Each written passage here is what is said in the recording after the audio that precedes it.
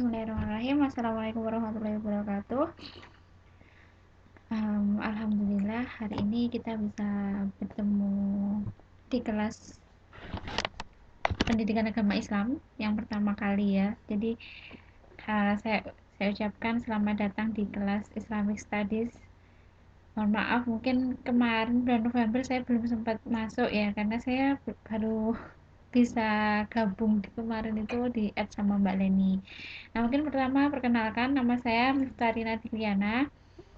Saya biasa dipanggil Miftah, dan saya berasal dari Magetan. Mungkin ada yang tahu kota Magetan itu di mana? Oke. Mohon maaf, ini perkenalannya singkat dulu ya. Nanti kita kalau misalkan ingin kenal lebih dekat bisa chatting langsung ke saya. Nah, hari ini ya mohon maaf saya juga belum kenal sama teman-teman semua. Ini baru yang datang ini Mbak Eka, terus Mbak Susanti, ya, terus Mbak Keisha. Nanti tolong silahkan diketik namanya yang asli ya di sini. Ini nama aslinya, kalau nama asli ya tetap nama asli. Jadi nama aslinya siapa, ketik di situ. Biar saya ketika ini tahu, oh ya Mbak Narwati. Kemudian siapa lagi?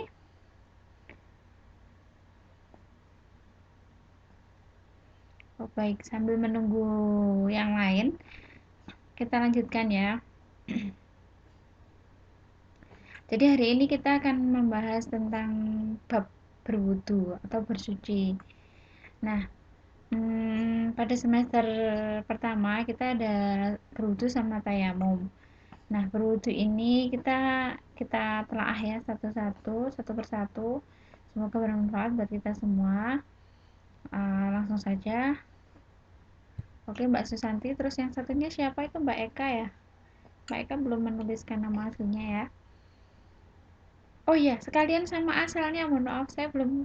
Jadi kita sekalian perkenalannya ngetik di situ ya. Jadi saya bisa tahu nanti. Oke, yang pertama mengenai pengertian wudhu.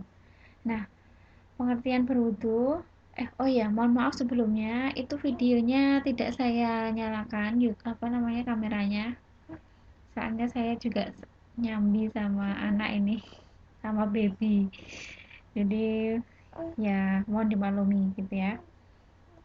Oke, yang pertama mengenai pengertian berwudu. Oke, Mbak Eka Suharyanti ya namanya.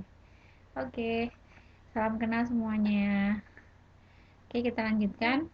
Pengertian berwudu itu yang pertama berdasarkan, maksudnya dari segi bahasa, kata wudu itu berasal dari bahasa Arab, yaitu al-wado'ah. Kata ini bermakna al-hasan, yaitu kebaikan, dan juga sekaligus bermakna an-nadhofah, atau yaitu kebersihan. Nah, secara istilah itu dari setiap mazhab, jadi kita mengenal 4 mazhab ya. 4 mazhab itu mengartikannya lain-lain, tapi sebenarnya satu sama. Intinya membersihkan, itu yang paling inti. Namun mereka menelaah mengartikannya itu, menjabarkannya itu lain-lain. Jadi mazhab Hanafi itu membasuh dan menyapu pada anggota badan tertentu. Nah, simpel ya. Terus kemudian Maliki bersuci dengan menggunakan air yang cukup mencakup anggota badan tertentu, yaitu 4 anggota badan dengan tata cara tertentu. Kemudian mazhab Asy-Syafi'iyah yaitu beberapa perbuatan tertentu yang dimulai dari niat, yaitu penggunaan air pada anggota badan tertentu dimulai dengan niat. Kemudian Hanafi itu ya, maksudnya Hanabilah itu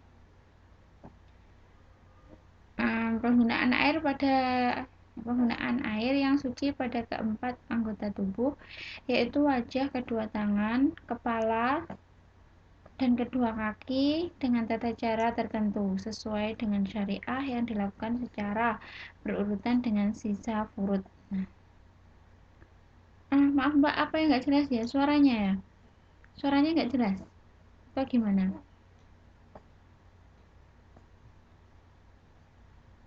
Oh tadi, sekarang udah jelas ya? Oke.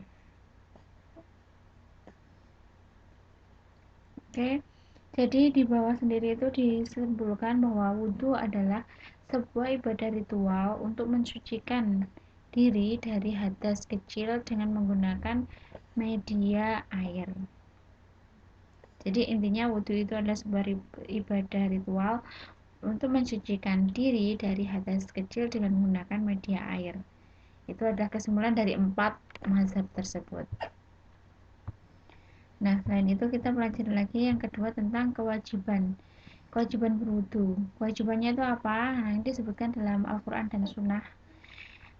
Di dalam Al-Quran terdapat di surat Al-Quran surat Al-Maidah, yaitu Bismillahirrahmanirrahim.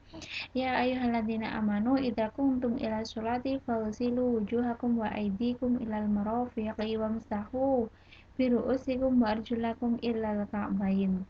Yang berarti, hai orang-orang yang beriman, apabila kamu hendak mengerjakan sholat, maka basuhlah mukamu dan tanganmu sampai dengan siku dan sapulah kepalamu dan kakimu sampai dengan kedua mata kaki.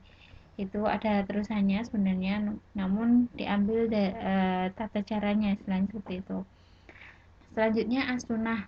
Nah, sunnah itu maksudnya sunnah itu seperti hadis. Jadi hadisnya seperti ini. Bismillahirrahmanirrahim. La tuqabbil la tuqabbal sholatu bi ghairi tahurin.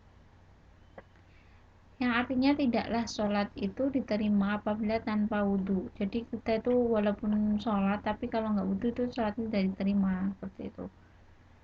Yang kedua, an Abi Hurairah radhiyallahu an Abi Hurairah anin Nabi sallallahu alaihi wasallam qala la sholat liman la wudhu alahu. Dari Abi Hurairah radhiyallahu anhu bahwa Nabi Shallallahu alaihi wasallam bersabda, tidak ada sholat bagi orang yang tidak punya wudhu. Jadi kita sebelum sholat itu harus wudhu. Kalau misalkan kita nggak wudhu terus sholat, itu sholatnya tidak sah dan tidak diterima. Itu sudah jelas seperti itu. Jelas ya? Kita lanjutkan.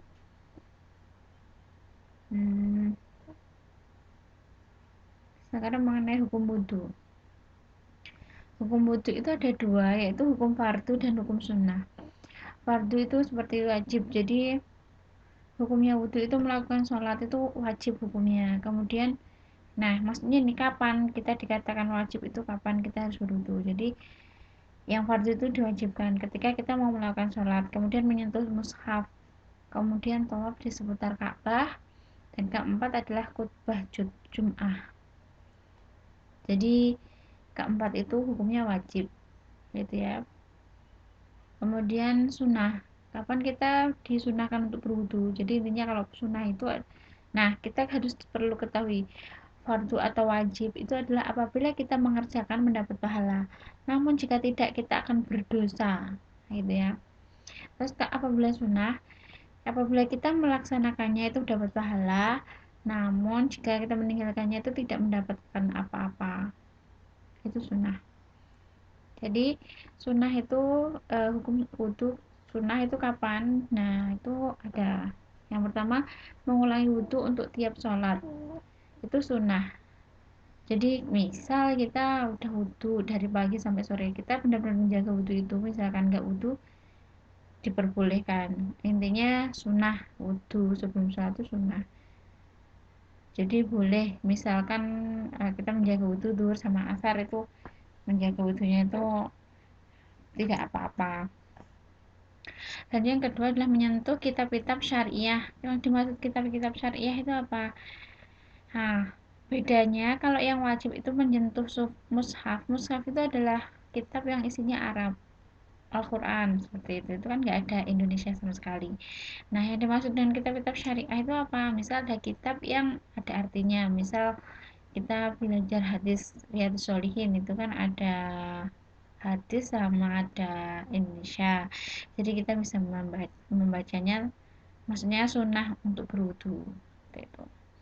Kemudian yang D, sebelum mandi janabah, jadi sebelum kita mandi besar itu dianjurkan untuk berwudu dulu, itu sunnahnya. Nah, kemudian ketika marah, kalau kita misalkan marah itu disunahkan untuk berwudu. Untuk apa? Untuk menenangkan diri. untuk meredakan amarah, seperti itu. Kemudian ketika membaca Al-Quran, nah kita disunahkan juga untuk membaca untuk berwudu. Namun, nah itu tadi yang apa namanya, wajib itu adalah menyentuh, itu kan tadi wajib ya. Ini sunnah, itu membaca Al-Quran itu sunnah, disunahkan berwudu terlebih dahulu. Kemudian ketika melantunkan azan dan iqamah. Nah, ini buat laki-laki, para ya laki-laki jika mau adzan dan iqamah harus wudu dulu. Kemudian berzikir. Nah, kita juga disunahkan wudu dulu waktu sebelum kita berzikir. Kemudian ziarah ke makam Nabi Sallallahu Alaihi Wasallam. Semoga ya kita dapat kesempatan itu ya. Oke. Jadi hukum wudu ada dua. Bisa dipahami ya sampai di sini ya. Selanjutnya syarat wajib wudu. Jadi kita tuh melakukan segala sesuatu itu ada syarat dan apa namanya, syarat sahnya, istilahnya seperti itu. Ini syarat wajib wudhu itu apa saja? Seorang muslim, akil, balik, terhentinya hal-hal yang meniadakan wudhu, keberadaan air mutlak yang cukup, kemudian mampu menggunakan air, waktu yang tinggal sedikit, dan adanya hadas. Jadi syarat wajib wudhu, ini kita diwajibkan untuk berwudhu itu syaratnya apa? Seorang muslim, akil itu berakal, balik itu sudah dewasa, seperti itu, dan seterusnya, gitu ya. Nah, selanjutnya syarat sah wudhu. Jadi wudhu itu dikatakan sah itu kapan, kenapa? Nah, jadi wudhu itu sah apabila ratanya air membasahi anggota wudhu. Jadi kan kita wudhu itu kan ada batasan-batasan tertentu, nanti kita pelajari setelah ini. Jadi ada batasan-batasan wudhu, sehingga apa namanya, itu adalah syarat sahnya. Jika kita tidak mematuhi itu, maka itu dikatakan tidak sah, seperti itu. Kemudian tidak adanya penghalang di kulit. Maksudnya apa? Ketika kita berwudu itu misalkan tangan kita harus menyingsingkan baju, misal seperti itu. Kaki, seperti itu. Kemudian berhentinya penyebab hadas. Jadi apa namanya? Syarat sahnya wudu itu kita berhenti hadas. Seperti misalkan kita apa namanya, berhalangan, itu berhentian hadasnya, kita disah. Syarat sahnya wudhu itu ketika hadas itu sudah berhenti, seperti itu. Kemudian ilmu tentang wudhu, mengetahui. Jadi kalau kita berwudhu kan otomatis kita tahu kan ilmu tentang wudhu, seperti itu kan. Jadi itu syarat sah wudhu. Kemudian halalnya air, yang dimaksud halalnya air itu adalah air yang bersih, seperti itu ya. Oke. Selanjutnya ada apa nak? Nah, selanjutnya adalah hal-hal yang membatalkan wudhu. Apa saja hal-hal yang membatalkan wudhu? Nah, itu perlu kita ketahui. Yang pertama adalah kencing atau buang air kecil, BAK, seperti itu. Sudah jelas ya. Kemudian BAB atau buang air besar.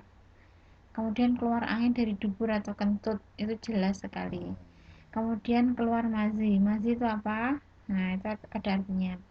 Keluarnya mazi termasuk pembatal wudhu, sebagaimana ditunjukkan dalam hadis Ali bin Abi Thalib radhiyallahu anhu. Ali berkata, aku seorang yang banyak mengeluarkan mazi, namun aku malu untuk bertanya langsung kepada Rasulullah Sallallahu Alaihi Wasallam karena keberadaan putrinya Fatimah radhiyallahu anha yang menjadi istriku. Maka aku pun meminta Miqdad ibnu Aswad radhiyallahu anhu untuk menanyakannya kepada Rasulullah Sallallahu Alaihi Wasallam. Beliau Rasulullah SAW pun menjawab, hendaklah ia mencuci kemaluannya dan berwudu. Jadi mazi itu yang mengeluarkan itu adalah seorang laki-laki. Jadi kita tidak ada yang laki-lakinya ya. Tapi wajib kita ketahui ketika nanti sudah berkeluarga, seperti itu. Nah, selanjutnya yang terakhir adalah keluarnya wadi. Keberadaan wadi sama halnya dengan mazi atau kencing, sehingga keluarnya membatalkan wudhu seseorang. Ini laki-laki ya. Kalau misalkan apa namanya, keluar sesuatu, nah itu harus wudhu. seperti itu kalau laki-laki. Perempuan katanya ada juga, saya juga kemarin pas waktu angkatan 3 itu sempat dibahas bahwa ternyata seorang wanita yang sudah melahirkan itu juga sometimes mengeluarkan angin seperti kentut dari vagina, itu juga membatalkan wudhu karena itu adalah istilahnya kayak gimana ya, seperti kentut katanya kayak gitu. Saya juga belum tahu, cuman waktu kemarin kita bahas itu ternyata membatalkan seperti itu wajib kita ketahui ya. Mungkin yang belum menikah belum tahu kayak gimana, saya pun juga belum tahu gitu. Apa sayang? Maaf ya, ini ada baby. Ya, sebentar sebentar. Iya ya. Hmm. Oke, kita lanjutkan. Yang keenam, keluar darah haid dan nifas itu bagi wanita dalam dan selama masih keluar darah haid dan nifas, ini diharamkan baginya mengerjakan sholat, puasa, dan bersenggama dengan suaminya sampai ia suci. Dikecualikan bila darah dari kemaluan itu keluar terus-menerus di luar waktu kebiasaan haid dan bukan disebabkan melahirkan, seperti pada wanita yang menderita istihadah. Karena wanita yang istihadah dihukumi sama dengan wanita yang suci, sehingga ia tetap mengerjakan sholat walaupun darahnya terus keluar. Itu dari istihadah ya. Jadi Syekh Ibnu Utsman radhiyallahu anhu berkata, bila si wanita yang menderita istihadah itu ingin berwudu untuk sholat, hendaknya ia mencuci terlebih dahulu kemaluannya dari bekas darah dan menahan keluarnya darah dengan kain. Nah, itu kalau perempuan yang istihadah seperti itu. Terus kemudian keluarnya mani itu buat untuk yang laki-laki, seseorang yang keluar maninya wajib baginya mandi, tidak cukup hanya berwudu, karena dengan keluarnya mani seorang dia dihukumi dalam keadaan junub atau janabah, yang berarti dia telah hadas besar, berbeda dengan kencing, BAB, keluar angin, keluar mazi, dan wadi yang merupakan hadas kecil sehingga dicukupkan dengan wudhu. Itu wudhu ya. Terus kemudian jima atau senggama ini bagi yang sudah menikah, apabila seorang suami telah duduk di antara 4 cabang istrinya kemaluan, kemudian dia bersungguh-sungguh padanya menggauli istrinya, maka sungguh telah wajib baginya untuk mandi janabah, sekalipun ia tidak keluar mani. Dari hadis di atas kita pahami bila jima atau senggama sekalipun tidak sampai keluar mani menyebabkan seorang harus mandi, sehingga jima perkara yang membatalkan wudhu. Nah, itu adalah hal-hal yang membatalkan wudhu ya. Oke. Selanjutnya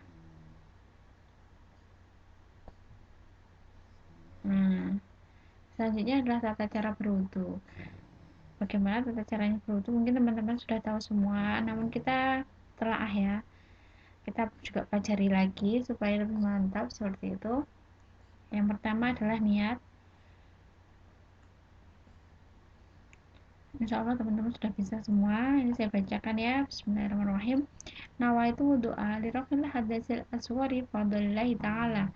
Artinya aku niat berwudu untuk menghilangkan hadas kecil, fardu karena Allah. Nah, yang kedua tasmiyah atau membaca basmalah. Yang ketiga adalah membasuh kedua telapak tangan.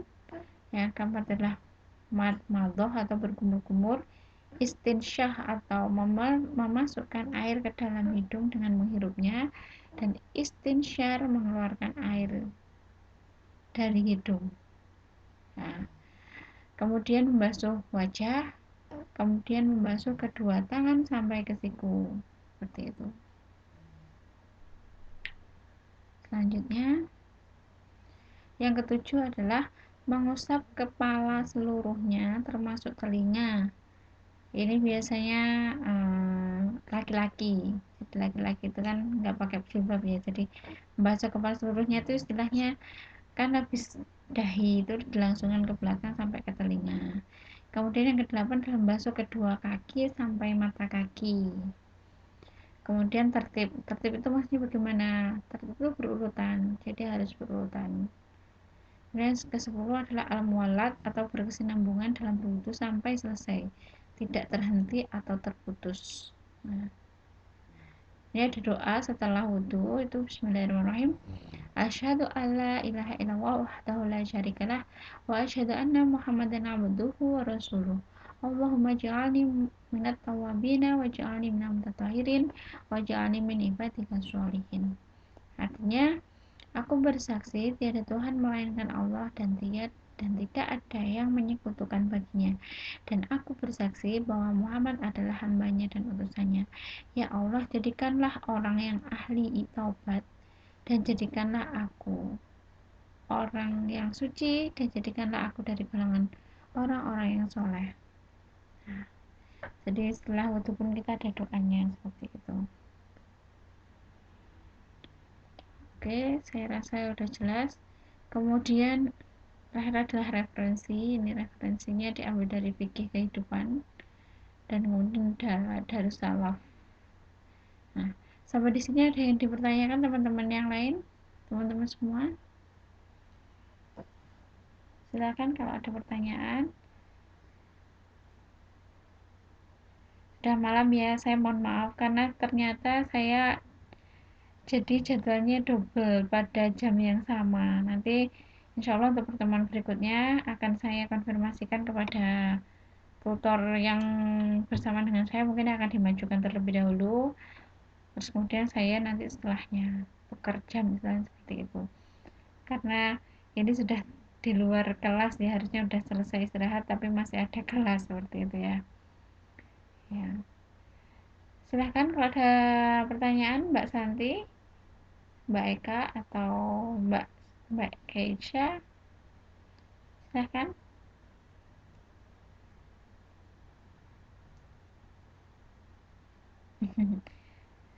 Iya, ini kenapa kok baru ada yang 3 orang? Satu kelas ada berapa orang? Dan ketuanya siapa ya? Alhamdulillah. Terima kasih Mbak Eka. Semoga kita semua paham ya dengan apa materi kita hari ini. Ketua kelasnya siapa ya? Ada yang tahu? Oh, Mbak Eka. Nanti kalau begitu, nanti kalau ada apa-apa saya konfirmasi sama Mbak Eka ya, Mbak ya. Sebenarnya ada grup di lain. Saya kalau dengan angkatan 1, 2, 3 itu ada buat grupnya itu grup Islamic Studies, jadi di situ ajang untuk sharing. Jadi misalkan teman-teman baca artikel bagus tentang Islam itu bisa di-share di situ, jadi teman-teman bisa baca semua. Kemudian ada pertanyaan yang berkaitan dengan kehidupan mungkin sehari-hari, itu bisa di-share di situ, nanti kita diskusi di sebuah grup itu. Nanti saya apa namanya um, saya akan koordinasi sama Mbak Eka untuk membuat grup itu, karena di grupnya apa namanya kejar paket si angkatan 4 mungkin ya, itu misal saya memasukkan um, soal gitu ya, teman-teman mungkin tertutup, tapi kalau di grupnya Islamic Studies insya Allah nanti teman-teman akan memudahkan teman-teman untuk melihatnya. Kemudian ya, karena agama Islam itu adalah keseharian kita, maka akan lebih baik apabila kita buat grup sendiri dan kita gunakan untuk sharing ya, sharing pengetahuan apa yang perlu kita ketahui keseharian kita seperti itu. Nanti saya akan koordinasi sama Mbak Eka ya. Mbak Eka tolong di add Facebook, saya udah tahu ya. Nanti Facebook saya di add, nanti kita diskusi. Oke. Kalau tidak ada pertanyaan, waktu kita sudah cukup karena waktu kita hanya 45 menit sekali pertemuan. Maka kita masih ada waktu 3 menit lagi. Namun di akhir kelas ini, uh, jika tidak ada pertanyaan, saya ucapkan terima kasih sekali kepada teman-teman yang bisa hadir pada malam hari ini. Semoga teman-teman yang hadir di kelas agama akan mendapatkan berkah dengan ilmu yang bermanfaat pada hari ini, dan semoga selalu diberikan kelancaran dan kemudahan dalam melaksanakan aktivitas sehari-hari. Dan jangan lupa berdoa ya, karena dengan berdoa kita akan mendapat kemudahan insya Allah seperti itu. Baik, um, ya kalau ada masalah atau ada pertanyaan silahkan inbox atau nanti ketika grupnya itu sudah jadi kan nanti teman-teman siswa di add semua, nanti bisa di share di situ. Nah, teman-teman yang lain yang belum datang mohon dikasih tahu. Untuk selanjutnya kita ya insya Allah akan bertemu lagi di pertemuan berikutnya. Oke, untuk pertemuan pertama ini saya cukupkan sekian. Terima kasih atas waktunya dan perkenalan singkat serta ya mungkin belum banyak yang kita pertanyakan, nanti kita bisa chat aja karena waktu sangat terbatas. Maka mari kelas agama Islam ini kita tutup dengan bacaan alhamdulillah bersama. Alhamdulillahirobbilalamin. Istighfar tiga kali, astagfirullahaladzim, astagfirullahaladzim, astagfirullahaladzim. Doa kafaratul majelis.